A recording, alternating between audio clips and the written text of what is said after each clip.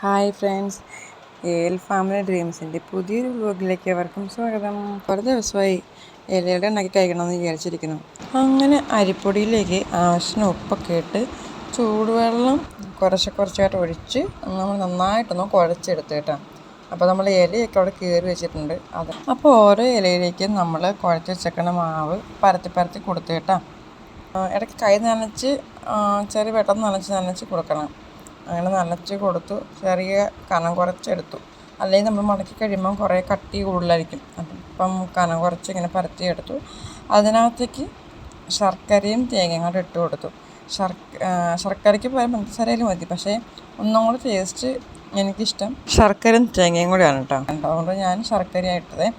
അപ്പം അങ്ങനെ എല്ലാ ഇലയും നമ്മളിതുപോലെ മടക്കിയെടുത്തു. എന്നിട്ട് ഇഡ്ഡലി പാത്രത്തിലേക്ക് നമ്മൾ ആവിയേറ്റം വെച്ചു കേട്ടോ. അപ്പോൾ നമ്മുടെ ഇലയട റെഡി ആയിട്ടുണ്ടേ. നമ്മുടെ ഇലയുടെ എല്ലാം വെന്തിട്ടുണ്ട്. അപ്പോൾ ചായയൊക്കെ ഉണ്ടാക്കി, പുറത്ത് നല്ല മഴയാണ്.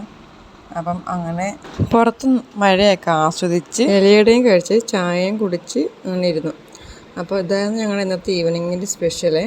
അപ്പോൾ വീഡിയോ ഇഷ്ടമായെങ്കിൽ ലൈക്ക് ചെയ്യാനും ഷെയർ ചെയ്യാനും സബ്സ്ക്രൈബ് ചെയ്യാൻ മറക്കല്ലേ. അപ്പോൾ പുതിയൊരു വീഡിയോ നമുക്ക് വീണ്ടും കാണാം. താങ്ക്